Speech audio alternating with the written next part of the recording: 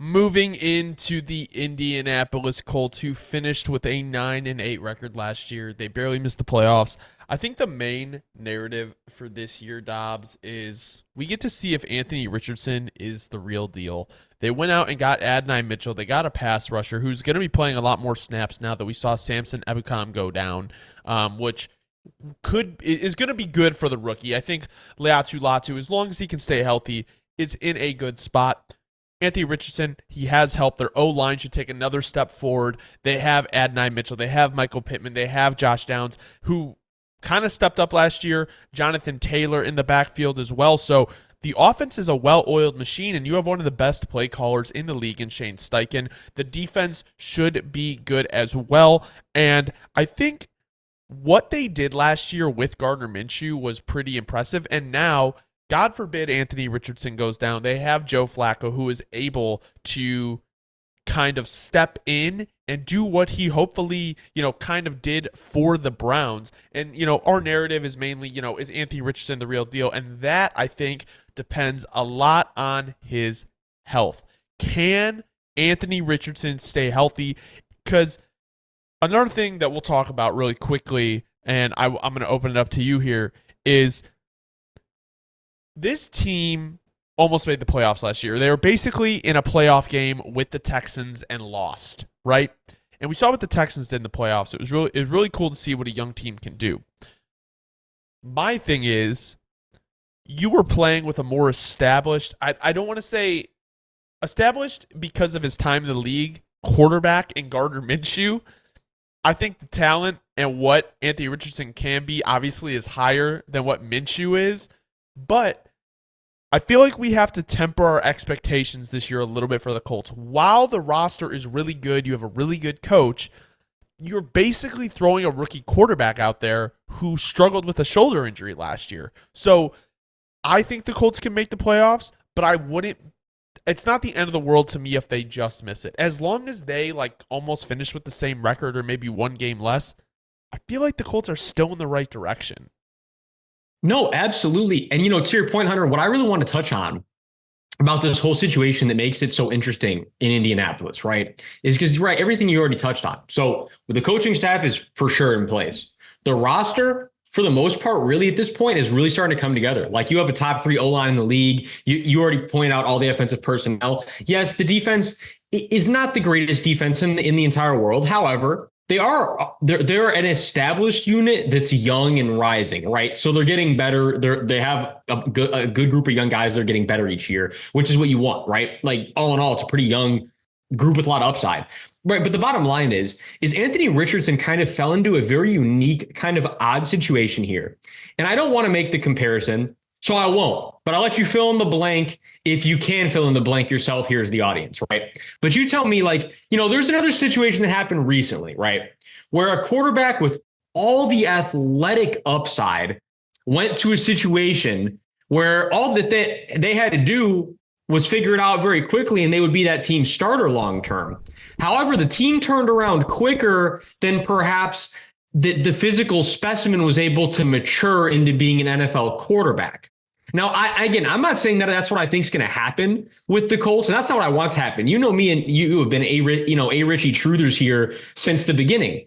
But like you're saying, I think the problem is with all these other quarterbacks coming in that are big, athletic, but they're not developed yet in terms of quarterbacking, which is what Anthony Richardson was coming in. Everybody else is very quick to pump the brakes on those guys. But for whatever reason, as the NFL populace, a lot of people were all in on Anthony Richardson, being an amazing quarterback from day one. And as you and me think, I think he showed more flashes than I expected his rookie year. From a quarterbacking standpoint, Anthony Richardson truly did, or I can't say, you get what I'm saying there. He kind of did have a long jump to make that first year, which it was looking like he was coming along well. But now you have the injuries kicking in, which halts your progression even more. And this team is coming together quick.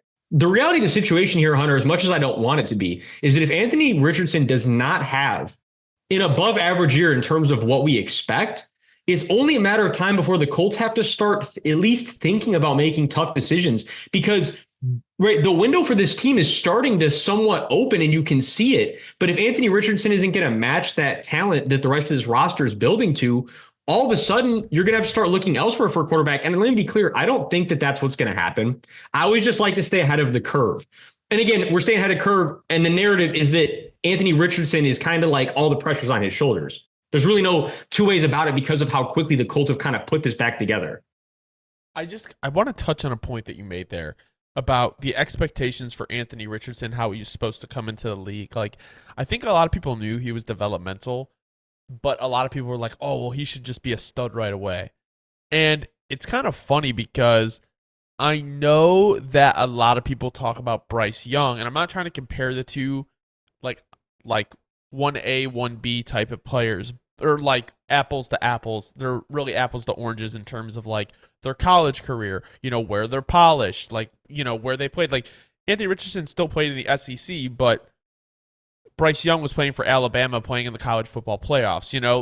Anthony Richardson wasn't doing that. So I guess my thing is it almost feels like because what the Colts did last year, the expectations for Anthony Richardson are higher than they are for Bryce Young, which in my mind is kind of crazy because Bryce Young is the far more polished prospect. And I understand we're expecting jumps and even leaps from both of these players this year, but I just feel like there's more pressure on Anthony Richardson than there is on Bryce Young because, Bryce Young is in a bad situation. Yes, he was. Bryce Young did not have weapons. Yes, he did not. But, and I would still argue that the Colts are a better situation right now at this time, but it just feels like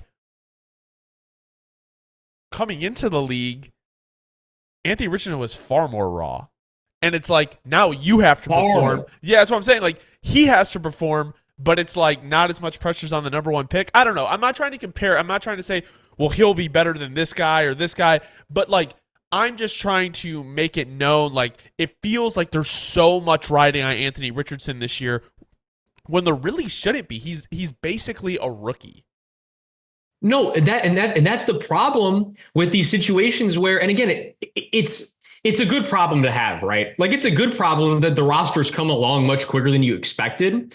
But now on the other hand, situations like this do come up where perhaps the most important guy to the plan, his development might be hinged because of this now. So, but again, I do have the utmost faith that Shane Steichen is going to be able to turn Anthony Richardson into a very productive pro, that we will see big leaps this year unless the injury bug continues. I think the way I'm looking at it at this point is like, if the injury bug comes back, truthfully, I'm trying to think of an analogy here, but to say it as simply as possible, there's nothing left for certain. Like, even after this year, Anthony Richardson's job could be in danger if he has another year of just missing a bunch of games and the Colts have another good year close to the playoffs or going to the playoffs with Joe Flacco. Now, again, these are all hypotheticals.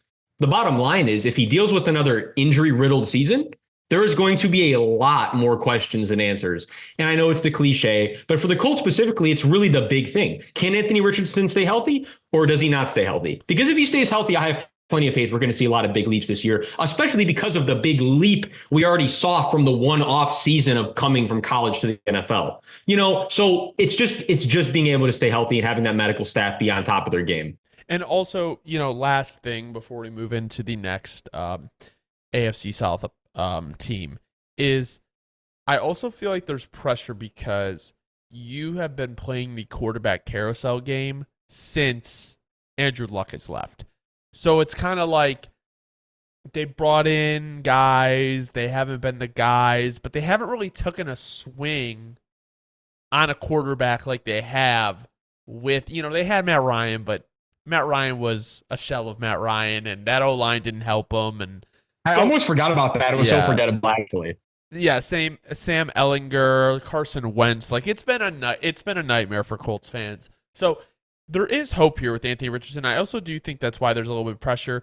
Obviously the Panthers really haven't had a quarterback since Cam, but at the end of the day, it's not the same situation.